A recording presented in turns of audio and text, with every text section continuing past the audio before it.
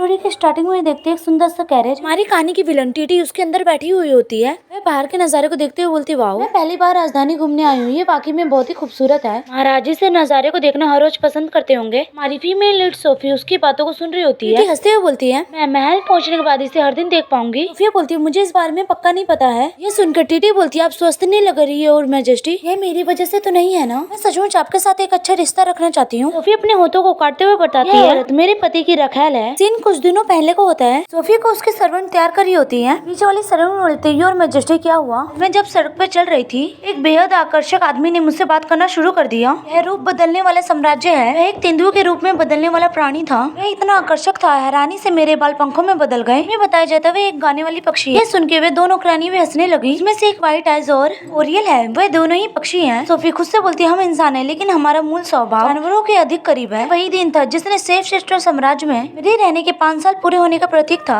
वह तीनों इसी तरह सोफी को तैयार करते हुए आपस में बात कर रहे होते हैं। बीच वाली नौकरानी बोलती है, इसे इतना सुंदर बना दो कि सम्राट इसके बारे में सोचना बंद ना कर सके। सुनकर ओरियल चिल्लाते हुए बोलती, बेटी, जल्दी से इस हरकत की वजह से माफी मांगती है। इसे सोफी बोलती है, कोई बात नहीं, नाम के निशान से घबराने की कोई बात नहीं है। आपको ऐसी बातों की चिंता करने की कोई जरूरत नहीं है। वह मन में सोचती है, आखिरकार ऐसा तो नहीं है कि वह अभी प्रकट होने वाला है। तभी वहाँ पे एक लड़की चिल्लाकर आते हुए बोलती है, और मैजेस्टी, एक गंभीर समस्या है। सम्राट का नाम अंकित करने वाली एक औरत प्रकट हुई है। सुनकर सोफी हैरान हो जाती है। कुछ देर बाद वह दोनों डाइनिंग हॉल में आमने सामने बैठे होते हैं। एम्परर बोलते हैं, मैंने सुना है कि टीटी महारानी के रथ में आई है। वह कहाँ है? सोफी बोलती है, टीटी, लगता है उसका पहले से ही उपनाम है। वह एम्परर से बोलती है, आपको पहले मुझसे बात करनी चाहिए। एम्परर बोलते हैं, हमारी बातचीत को काफी समय हो गया है। सोफी बोलती है, क्या तुम कल की रात अच्छे से सोए? एम्परर बोलते हैं, उनका कहना है कि उस व्यक्ति के साथ रहना जो अपना नाम अंकित करता है आकर्षक और सुरक्षा की भावना प्रदान करता है। ये सिर्फ एक अफवाह है, लेकिन ये सच है। यह एक आरामदायक आलिंगन था, गर्म और कोमल। सोफी मन में सोचती है, मेरे सामने किसी दूसरी औरत के बारे में कितनी बेबाकी से बात करता है।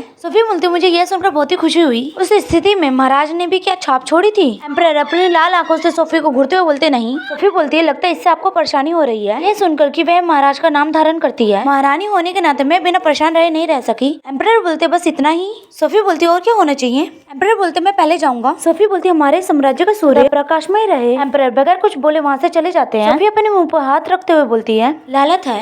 हम देखते हैं चांद के नीचे व्हाइट कलर के भेड़िए के साथ छोटी सोफी बैठी होती है। भेड़िया सोफी के चेहरे को चाट रहा होता है। सोफी बोलती है, गुदगुदी लग रहा है। यह बोलकर वह भेड़िए के चेहरे पे हाथ रखती है। भेड़िया लड़के में बदल जाता है। वह सोफी का हाथ अपने चेहरे पे रखते हुए बोलता है, मैंने तुम्हें डराया था। सोफी बोलती है, नहीं, तुम कमाल के थे। लड़का बोलता है, मुझे पूरा यकीन है कि मेरी अंकित निशानी पार्टनर तुम हो। सोफी बोलती है, अंकित निशान? लड़का बोलता है, हाँ, रूप बदलने वालों का एक नाम होता है। सोफी बोलती है, वह क्या है? लड़का बोलता है, यह समय होता है जब आपके नियत साथी का नाम आपके शरीर पे आ जाता है। सोफी हंसते बोलती है, ये झूठ है, ये सच कैसे हो सकता है? लड़का बोलते है, ये सच है, जब किसी रूप बदलने वाले का नाम अंकित किया जाता है, वह अपने साथी से प्यार कर बैठते हैं। सोफी उदास होकर बोलती है, लेकिन मैं इंसान हूँ, तुम नहीं। आपका नाम मेरे शरीर पर अंकित नहीं होगा। वह लड़का सोफी को गले लगाकर बोलता है, कोई बात नहीं, मेरे दिल पर तुम्हारा नाम अंकित होगा। मेरे भाग्य में सिर्फ तुम हो। सोफी सोच ही रही होती है, तभी टीटी आते हुए बोलती है, ये देखना दिलचस्प नहीं है कि ये कैसे काम करता है? इस मैजेस्टी लगातार मेरे बारे में बात करते रहते हैं ना, नाम को अंकित कराने का यही अर्थ होता होगा। सोफी बोलती, हाँ। टीटी बोलती, मुझे जल्दी जाना चाहिए, आपके कारण मैं भी हिज मैजेस्टी के साथ रहना चाहती हूँ। यह सुनकर सोफी उसकी तरफ देखती है। ऐसे योर मैजेस्टी, आपने इससे पहले छपा हुआ नाम नहीं देखा है ना?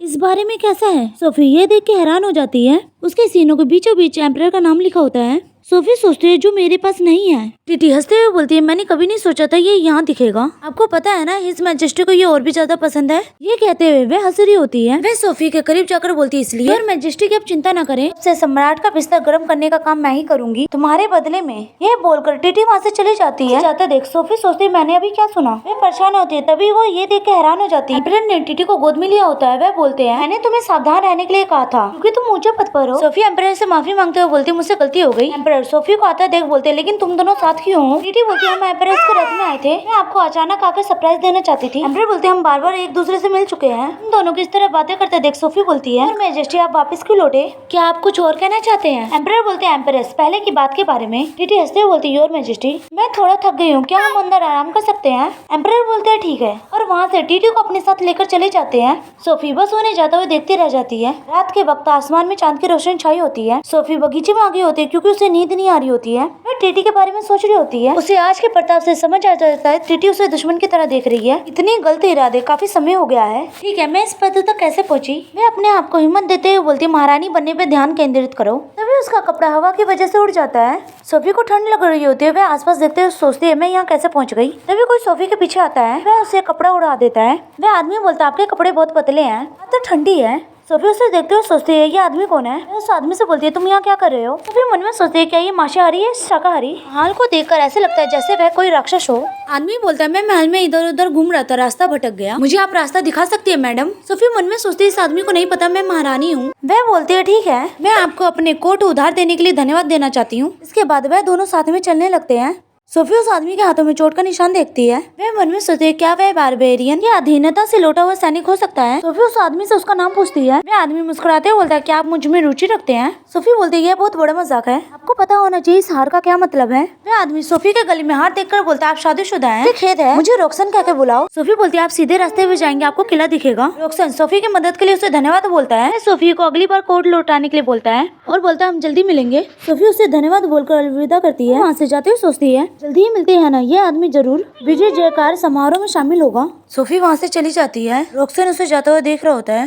गाने वाली पक्षी बोलती है आप इतनी देर से कहाँ थे? मैं परेशान थी योर मैजेस्टी। सोफी बोलती है मुझे माफ करना, मैं टहलने के लिए गई थी। गाने वाली पक्षी बोलती है ये कोट आदमी का लगता है।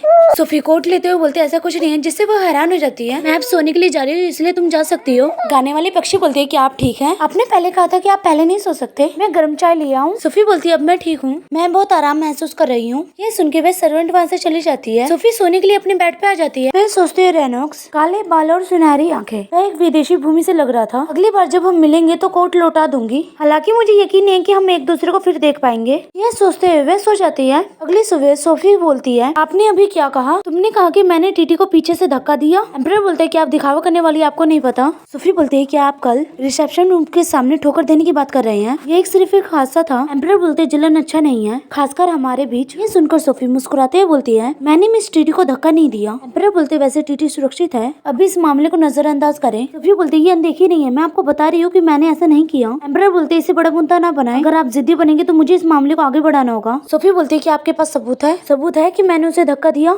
एम्परर अपने ठंडे चेहरे से सोफी को घूर रहे होते हैं। सोफी बोलती है आप मुझसे स्पष्ट रूप से सवाल कर रहे हैं, तुमने कभी भी मेरा पक्ष सुनने का इरादा नहीं किया ना? एम्परर बोलते हैं आप बहुत उत्तेजित हो, टीटी के लिए मुझे इस तरह झूठ बोलने का कोई कारण नहीं है। सोफी बोलती है सचमुच आपके पास कोई कारण नहीं है? टीटी ने मुझ पर आरोप क्यों लगाया? एम्परर बोलते हैं बस बहुत हो गया, इस बकवासी बहस को यहीं पे बंद करो। सोफी गुस्से से बोलती है मैंने साफ साफ कहा ना कि मैंने नहीं किया। सोफी वहाँ से जाते हुए बोलती है अपने नाश्ते का आनंद ले।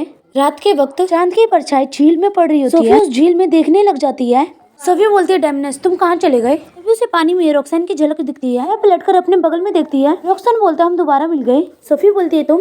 वह उसे बताती कि ये जगह शाही परिवार के लिए है, आपको कैसे पता चला? रोक्सन बोलते हैं ठीक है, इसे हमारा छोटे से रहस्य रहने देते हैं। वे पतझड़ के मौसम के बारे में बात करते हैं। रोक्सन बोलते हैं उसे साथ में देखने चलते हैं। सोफी बोलती है इससे तुम्हारा क्या मतलब है? रोक्सन ऐसे बोलते हैं अच्छी चीजें दोस्त के साथ साझा करने पर भी बेहतर हो जाती है। सोफी बोलती है दोस्त? रोक्सन बोलते हैं हाँ, युद्ध क्षेत्र से लौटे हुए मुझे बहुत समय हो गया है, मेरा कोई परिचित नहीं है और मैं काफी अकेला महसूस करता हूँ। हम 2 बार मिल गए, दोस्त क्यों न बन जाएं? सोफी हंसते बोलती है ठीक है। रोक्सन हंसते हुए बोलते हैं सम्मानने की बात है। सोफी खुद से बोलती है सच्चा दोस्त बनने के लिए मुझे अपनी पहचान उजागर करनी होगी, मैं इसे हमेशा नहीं छिपा सकती। सोफी बोलती है इससे पहले हम एक दूसरे को बता दे हम कौन है। रोक्सन बोलता है ठीक है मैं।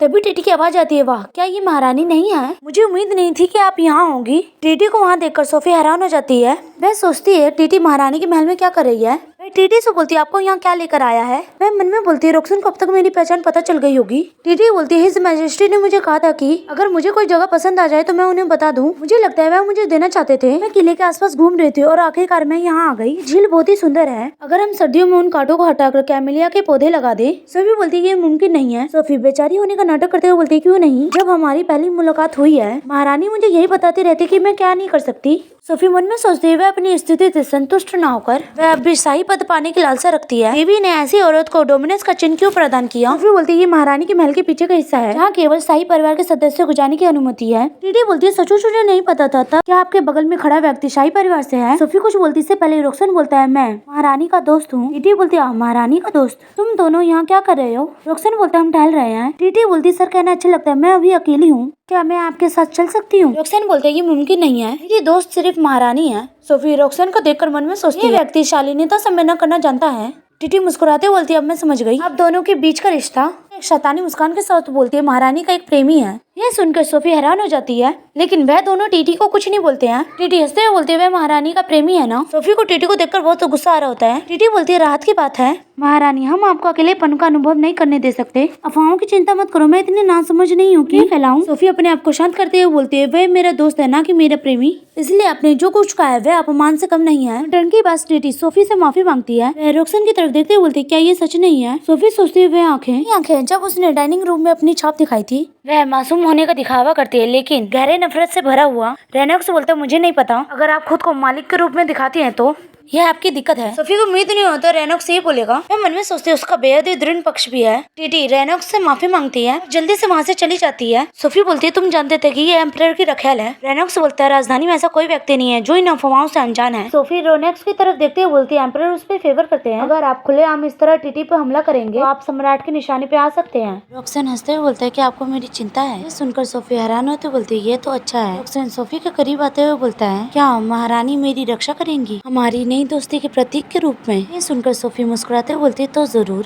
रॉक्सन हंसते हुए बोलता है काफी देर हो गई इसलिए मुझे जाना चाहिए। विजय समारोह में आपसे फिर से मुलाकात होगी। ये बोलकर वह वहाँ से जा रहा होता है। से जाता देख सोफी सोचती है मुझे धन्यवाद बोलने का मौका नहीं मिला। सोफी कॉरिडोर में अपनी सर्वेंट के साथ टहल रही होती है। वो बोल रहा होता है अभी तक राजधानी नहीं लौटा ना। एक लड़की बोलती है मुझे नहीं पता क्यों लेकिन ये बहुत ही कठोर व्यवहार है। दूसरी लड़की बोलती है वह क्या सोच रहा होगा। सोफी उनकी बातें सुन लेती है। वह उनके पास आकर बोलती है आप औरतें किस बारे में बात कर रही हैं। लड़की अपलट कर सोफी को देखते हुए बोलती है योर मैजेस्टी। उनमें से एक लड़की आगे आकर बोलती है बारबेरियन दमनकारी बल के बारे में बात कर रहे हैं। वह अभी तक राजधानी नहीं आया। सोफी बोलती है ऐसा नहीं हो सकता मुझे लगता था कि वह एक महीने पहले से ही राजधानी पहुंच चुके थे। लड़की बोलती है लेकिन वह अभी भी राजधानी के बाहर डेरा डाले हुए हैं क्योंकि सम्राट ने उन्हें इंतजार करने का आदेश दिया है। सोफी बोलती है इंतजार करने का आदेश। क्यों बोलती मुझे कारण नहीं पता लेकिन मैंने राष्ट्र नायकों के साथ इस तरह का व्यवहार कभी नहीं देखा। सोफी बोलती है मैं समझ गई बताने के लिए धन्यवाद। सोफी सोचती है डेमोस ने ऐसा आदेश क्यों दिया। दमनकारी इस विजय समारोह का नायक है मुझे उनसे सीधे पूछना होगा। तभी सोफी के सर्वेंट परेशान होते हुए बोलती है योर मैजेस्टी। सोफी उसकी तरफ देखकर बोलती है लेडी रेमोडी।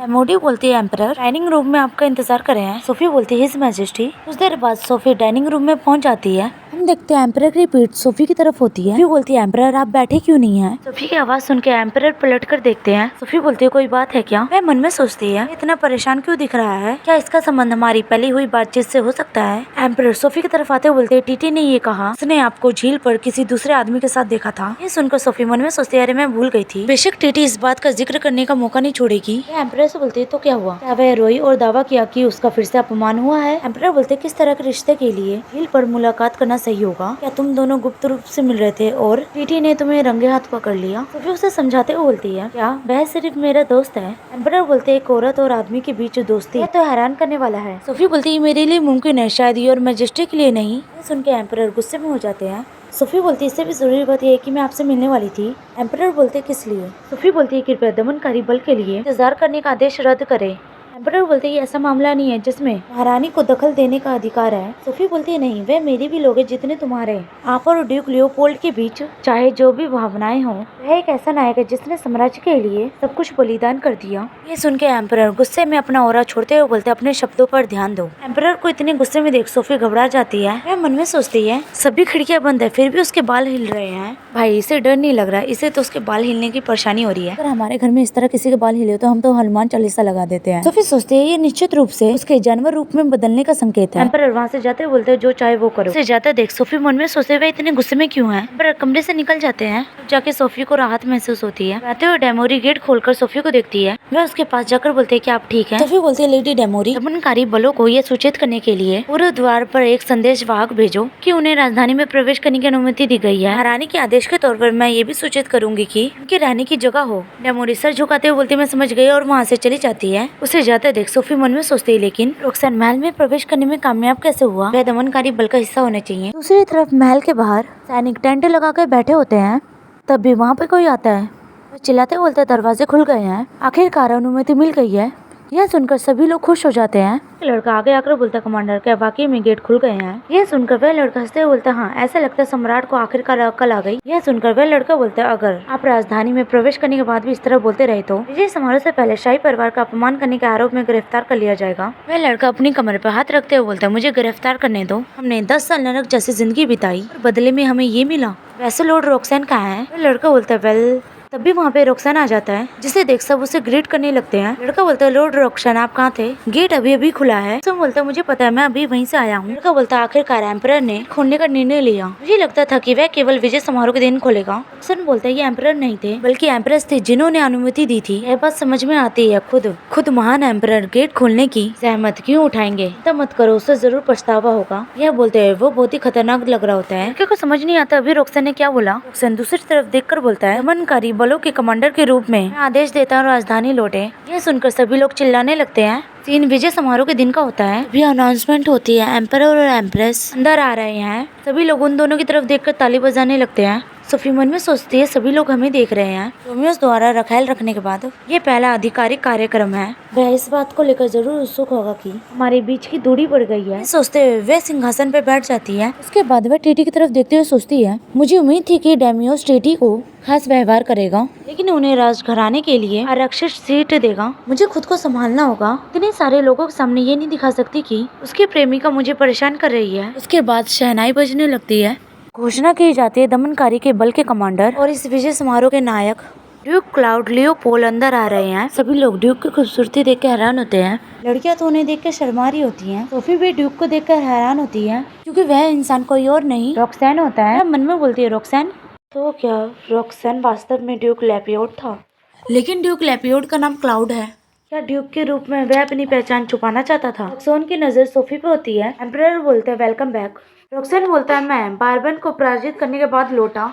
हम जादुई पत्थर की खानों की खोज जारी रखने की योजना बना रहे हैं। बारबरीन के क्षेत्र के भीतर 6 खोज की गई है और हम उन क्षेत्र के मालिक की भूमिका निभा रहे हैं, जो अभी मानचित्र में भी नहीं है। यह सुनकर सोफी सोचती है, खदान की खोज से आकाश या स्वर्ग से संबंधित लाभ हो सकता है, लेकिन 6 बार खोजना विश्वास करना मुश्किल है। सभी लोग ड्यूक के बारे में बात कर रहे होते हैं। एम्परर बोलते हैं, बहुत अच्छा, मैं आपकी खूबियों की सराहना करता हूँ। आप अपनी जीत के बदले क्या इनाम चाहते हैं? लोग बोलते हो सकता है कि वह बारबरीन के लोगों की भूमि के सभी अधिकारों की मांग करेगा। वे बोलते हो सकता है कि वह पश्चिम में स्थित सोने जैसी भूमि की मांग करेगा। रॉक्सैन मुस्कुराते हुए बोलता है, योर मैजेस्टी, एम्प्रेस से आशीर्वाद प्राप्त करने की कामना करता हूँ। ये सुनकर सोफी हैरान होते सोचते हैं, मैं उसे आशीर्वाद दूं। एम्परर अपना चेहरा दूसरी तरफ घुमाते हुए बोलते हैं, इस तरह की बात के लिए किसी पुजारी से क्यों ना पूछा जाए। रॉक्सैन बोलता है, जो एस्थर छत्र धारण करता है वह साम्राज्य के संत के समान है, इसलिए वह आशीर्वाद देने के लिए पूरी तरह से योग्य है। अगर एक ऐसी औरत जो अगर शादी कर ले तो जानवरों के साम्राज्य को पुनर्जीवित कर देगी। ये सुनकर सोफी सोचती है, क्योंकि पुजारियों ने मुझे एस्तारा का तारा घोषित किया था, डेमियोस ने मुझे प्रस्ताव दिया और अब रॉक्सैन मुझसे आशीर्वाद की मांग कर रहा है। सोफी खड़े होते हुए बोलती है, अच्छे से। मन में सोचती, इससे पहले मैंने कभी किसी को आशीर्वाद नहीं दिया है, लेकिन किसी तरह लगता है कि मैं रॉक्सैन के लिए ये कर सकती हूँ। सोचते हुए वे रॉक्सैन के सामने आ जाती है। उसके कंधे पे हाथ रखकर बोलते हैं, एस्थर के तारे के रूप में मैं ड्यूक लैपियोड को अपना आशीर्वाद प्रदान करती हूँ। मन में सोचती है, अब आशीर्वाद के लिए उसे रॉक्सैन की बातें याद आ रही होती है। 2 बार मिलने के बाद हम दोस्तों बन गए हैं ना। बोलती है, आपको अपने जीवन में अपना स्थान मिले, अकेलेपन से मुक्त। रॉक्सैन अपनी सुनहरी आंखों से सोफी को देख रहा होता है। वह सोफी के हाथ को चुपते हुए बोलते हैं, पशु साम्राज्य की जय हो। सोचते कितना गर्म है। कुछ देर बाद गाना बजने लगता है। समारोह को शुरू करने के लिए पहला डांस एम्परर और एम्प्रेस कर रहे होते हैं। एम्परर डांस करते हुए बोलते हैं, क्या वे यहाँ है? सोफी को समझ नहीं आता एम्परर किस बारे में बात कर रहे हैं। एम्परर बोलते, मेरा मतलब तुम्हारे प्रेमी से था। सोफी बोलती, मैंने कई बार कहा है वे मेरे प्रेमी नहीं है। एम्परर सांस लेते हुए बोलते, ठीक है, सिर्फ मनोरंजन के लिए है तो मुझे कोई दिक्कत नहीं है, लेकिन ड्यूक लैपियोड के बहुत करीब मत जाना। सोफी बोलती, मुझे ऐसा क्यों करना चाहिए? ये सुन के एम्परर बोलते, क्या? सोफी अपना चेहरा दूसरी तरफ करते हुए बोलती है, कोई इस बात में दखल देने का कोई अधिकार नहीं है कि मैं इन लोगों के साथ उठती बैठती हूँ। चलिए वापस ले लेते हैं योर मैजेस्टी। टीटी वहाँ पे आते हुए बोलती, क्या कोई परेशानी है? आप ठीक नहीं लग रहे। एम्परर टीटी के पास जाकर अपना हाथ बढ़ाते हुए बोलते, कुछ नहीं, आगे बढ़िए।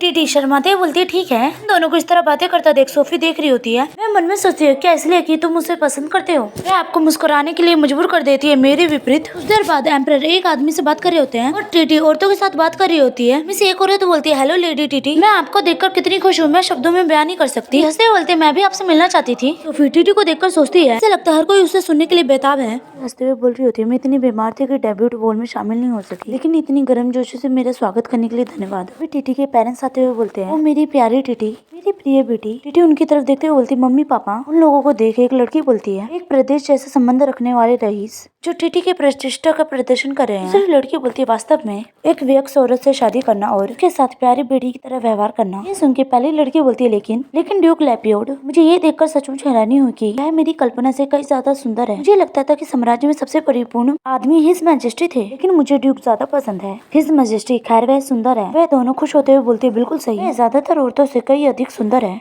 लेकिन ड्यूक औरतों की सुरक्षा करने में सक्षम प्रतीत होते हैं। दोनों की बात सुनकर सोफिया सोचती है, दोनों में दिव्य प्राणियों का रक्त है, इसलिए उनकी तुलना करना स्वाभाविक है। इसलिए डेमियस रॉक्सन से इतना सावधान रहता है। तभी टीटी की माँ सोफिया से बोलती है, क्या आप किसी साथी की तलाश में हैं? तो फिर मेरे सबसे बड़े बेटे वैर परिवार के ग्लाइड के बारे में क्या ख्याल है? सोफी सोचती है, यंग लॉर्ड एक शराबी और बदमाश के रूप में प्रसिद्ध है। ऐसी औरत भला ऐसे आदमी से शादी क्यों करेगी? ऐसा लगता है कि टीटी से शादी करना उसके लिए काफी नहीं है। तभी टीटी के फादर अपनी वाइफ के पास आते हुए बोलते हैं, बिल्कुल सही, हमारे बेटे जैसा सज्जन कोई नहीं है। वर्तमान दमनकारी सेना ने बारबेरियन क्षेत्रों में लंबा समय बिताया है, कौन जाने उन पर कौन कौन से बुरे प्रभाव पड़े होंगे। यह सुनकर वह लड़कियां बोलती है, नायकों के बारे में इस तरह बोलना, विजय समारोह के बारे में। यह सुनकर वह दोनों लड़कियां घबरा रही होती हैं। नीचे खड़ी औरत घबराते हुए बोलती है, अरे हाँ, वैसे क्या तुमने सुना? मैजिस्ट्रेट ने विजय सेना के लिए गेट खोलने का आदेश दिया। दूसरी औरत बोलती है, हाँ बिल्कुल, जीत का जश्न नजदीक आने के साथ मैं बहुत ही चिंतित थी। यह सुनकर टीटी के फादर मुस्कुराते हुए बोलते हैं, यह तो सौभाग्य की बात है, मैजिस्ट्रेट साम्राज्य के एक न्याय प्रिय दिव्य प्राणी है। ऐसे व्यक्ति का हमारी टीटी के सामने प्रकट होना, एक चांदी का भेड़िया और सफेद हिरन, नियति का कितना सटीक मेल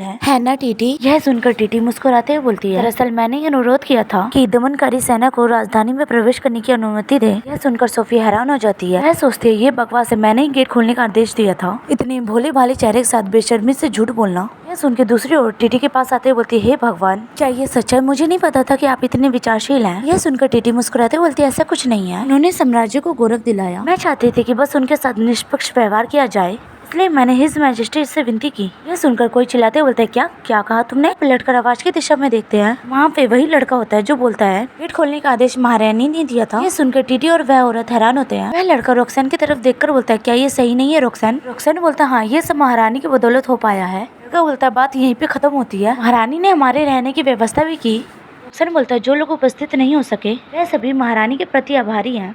यह सुनकर सोफी कुछ नहीं बोल पाती है।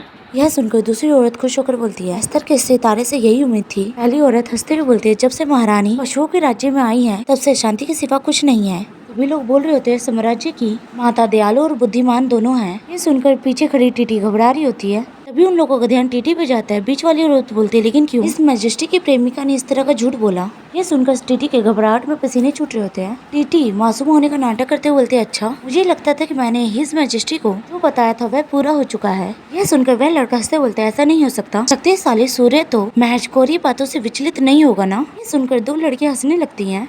टीटी तो और भी ज्यादा घबरा रही होती है। तभी टीटी के पापा उसके सामने आकर चिल्लाते बोलते हैं, तो क्या बात है, क्या आप मेरी बेटी के साथ एक दूसरे ख्याल से अधिक कुछ नहीं का व्यवहार नहीं कर रहे हैं? इतने बदतमीज बारबेरियन दमनकारी बल का यही तो आम रवैया है। तभी रोक्सन पीछे आते हुए बोलता है, काउंट लूवर, आप उन शब्दों से मेरे साथी को बारबेरियन कहकर उनका अपमान नहीं कर रहे। आपको अभी तक इतनी लापरवाही से बोलने के परिणाम का अंदाजा नहीं है। टीटी के पापा अपने पीछे ड्यूक को देखकर बोलते हैं, ड्यूक क्लाउड। ड्यूक को देखकर वे इतना डर गए होते हैं कि उनके जानवर वाले कान बाहर आ जाते हैं। लोग उनके कानों को देखकर हंस रहे होते हैं। नेपाल वाली लड़की हंसते हुए बोलती है, अरे बाप रे, देखो तो सही वे कितना बेशरम हो रहा है। दूसरी लड़की हंसते हुए बोलती है, उसे जरा भी शर्म नहीं होनी चाहिए। और वहाँ पे टीटी की माँ भी आ जाती है। टीटी के पापा ड्यूक से अपने गलत शब्दों के लिए माफी मांगते हैं। उसके बाद वह दोनों पार्टी में से चले जाते हैं। टीटी ड्यूक के पास आकर बोलती है, मेरे पिता ने बहुत ही कठोर शब्दों का प्रयोग किया, क्या मैं माफी के रूप में आपके साथ डांस करने का अनुरोध कर सकती हूँ? ड्यूक पहले तो टीटी की तरफ देखते हैं, फिर वह सोफी की तरफ देखकर मुस्कुराते हुए बोलते हैं, मैं अपना पहला डांस महारानी के साथ करना चाहता हूँ। ये सुनकर सोफी थोड़ा घबराती है, लेकिन टीटी का चेहरा काला पड़ जाता है। अपने आपको अनदेखा होता देख ड्यूक सोफी के पास आकर मुस्कुराते हुए बोलते हैं, आप मुझे अपने साथ डांस करने का सौभाग्य देंगे? सोफी मान जाती है। उसके बाद वह दोनों डांस करने लगते हैं। ड्यूक मुस्कुराते हुए बोलते हैं, कि आपको इस बात से आपत्ति है कि मैंने अपनी असल पहचान छिपा ली थी? सोफी बोलती है, अगर इसके उलट का हो तो झूठ होगा। मैंने ये बात छिपाई थी कि मैं महारानी हूँ, तो चलिए इसे बराबर मान लेते हैं। ये सुनकर ड्यूक मुस्कुराते बोलते हैं, हालांकि रोक्सन मेरा असली नाम है,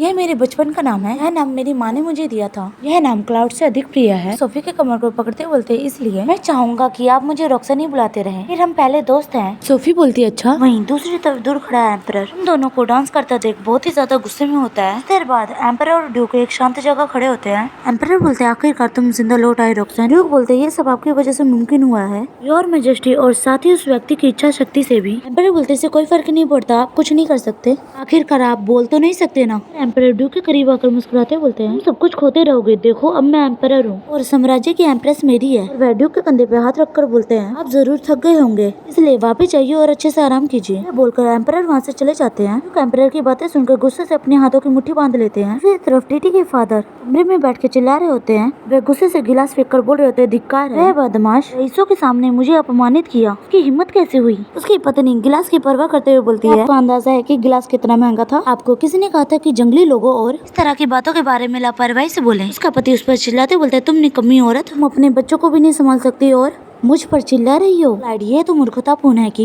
वह इस तरह के कार्यक्रम में शामिल होने के लिए इतने नशे में है। उसकी बीवी बोलती है अरे तुम अचानक ग्लाइड का जिक्र क्यों कर रहे हो? अब तुम कह रहे हो कि मेरी गलती है? उन दोनों को बहस करता देख टीटी अपना हाथ टेबल पर पटक देती है, जिसकी वजह से उन दोनों का ध्यान टीटी पर जाता है। उसके बाद टीटी हंसते हुए बोलती है माँ बाप कृपया शांत हो जाइए, हमारा आखिरी मौका नहीं है, मैं हिज मैजेस्टी से बात करूंगी और बेहतर पद हासिल करने की कोशिश करूंगी। सुनकर वह दोनों उसे गले लगा लेते हैं। टीटी की माँ बोलती है अरे मेरी प्यारी बेटी। टीटी के पिता बोलते हैं तुम मेरी सचमुच बेटी हो, तुम्हारे जैसी और कोई नहीं। के बाद वह दोनों टीटी से दूर होते हैं। टीटी की माँ बोलती है दरअसल मुझे आपसे मदद मांगनी थी, क्या हम हिज मैजेस्टी से ग्लाइड को एक उत्तम तलवार भेंट करने का अनुरोध कर सकते हैं? आखिरकार ग्लाइड का सपना नाइट बनने का था। उसके पिता हंसते हुए बोलते इसके अलावा हम राजधानी में घर ढूंढ रहे हैं, लेकिन हमें कुछ पसंद नहीं आया, शायद हिज मैजेस्टी हमारी मदद कर सके। वो एम्परर नहीं हाउस ब्रोकर है।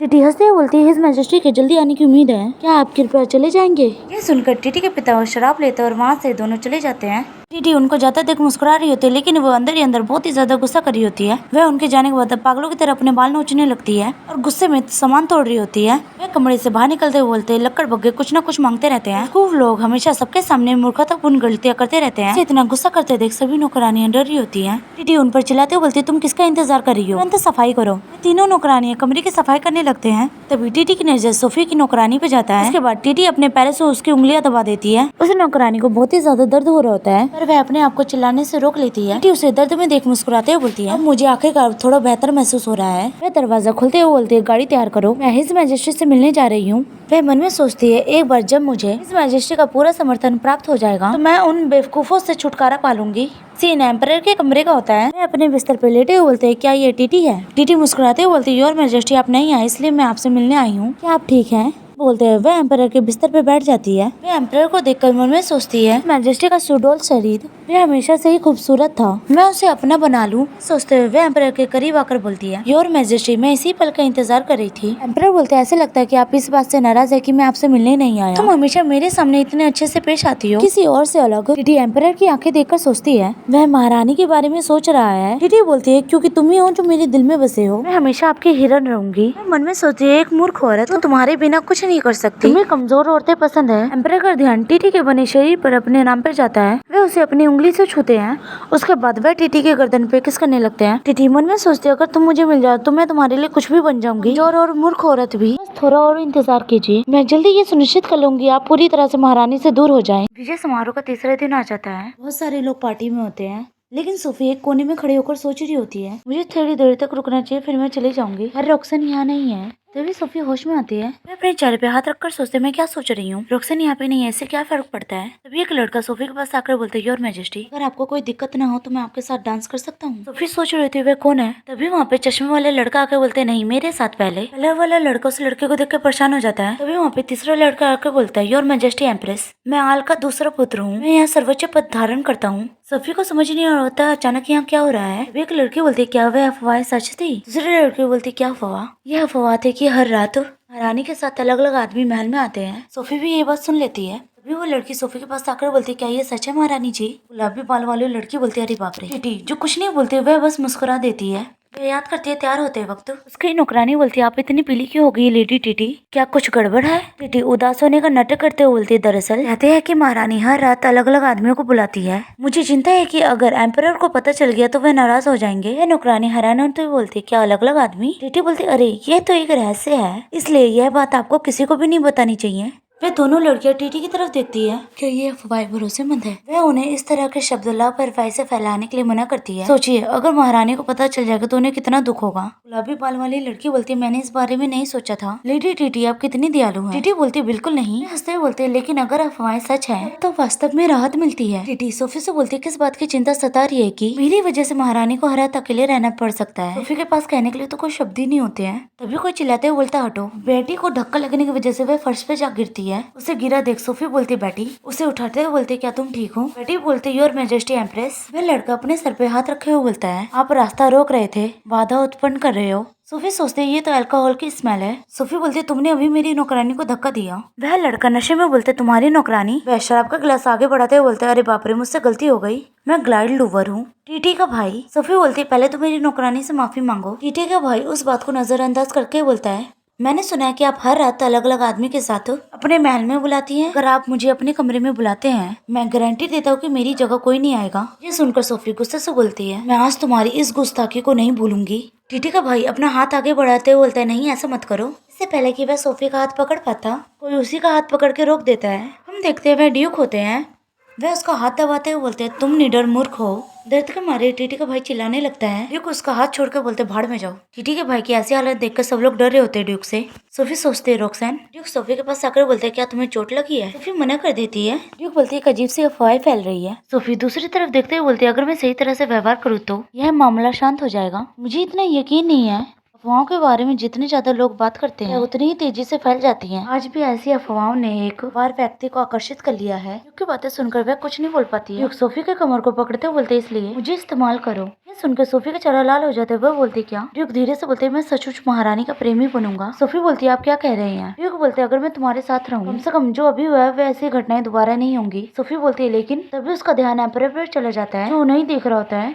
सोफी बोलती है, ठीक है। ड्यूक अपना हाथ आगे बढ़ाते बोलते, तो चलिए सोफी। सोफी मन में सोचते, बहुत समय हो गया जब मैंने अपना नाम सुना है। मुझे हमेशा योर मैजेस्टी एम्प्रेस कहकर बुलाया जाता है। दोस्त सही एम्परर उन दोनों को साथ खड़ा हुआ देख रहे होते हैं। वह बस अपनी लाल आंखों से घूरकर उन्हें देख रहे होते हैं। तरफ चांद की रोशनी में गार्डन बहुत ही सुंदर दिख रहा होता है। सोफी चांद को देख रही होती है। ड्यूक सोफी को देख रहे होते हैं। सोफी बोलती है, तुम मुझे यहाँ क्यों लाए? ड्यूक बोलते हैं, नाइट गार्डन प्रेमियों के लिए एक गुप्त मिलन स्थान है। सोफी मन में सोच रहे होते हैं, क्या हम सचमुच ऐसा कर सकते हैं? ड्यूक बोलते, तुम किस बारे में सोच रही हो? सोफी बोलती, मैं सोच रही हूँ कि क्या रोक्सन का कोई प्रेमी नहीं है? अगर ऐसा होता तो ये गलत होता। यह कोई गवारपन नहीं है, लेकिन मेरा भी एक अनमोल रिश्ता था। और वे आसमान की तरफ देखते हुए बोलते, मैं अभी उससे प्यार करता हूँ, लेकिन हालात के कारण हमें अलग होना पड़ा। उसके पास वापस जाने के लिए बहुत समय बीत चुका है। सोफी ड्यूक की तरफ देखते हुए बोलते, अच्छा ऐसा है? वे मुस्कुराते हुए बोलते, आपका प्रेमी आपका इंतजार कर रहा है। ड्यूक बोलते, क्या आप सच में ऐसा सोचते हैं? ड्यूक मुस्कुराते हुए सोफी का चेहरा देख रहे होते हैं। तभी उन्हें झाड़ियों में से कुछ आवाज आती है। पहले तो उन्हें समझ नहीं आता ये आवाज किस चीज की है। अभी उन्हें किस करने की आवाज आती है। इस वजह से सोफी का चेहरा लाल हो जाता है।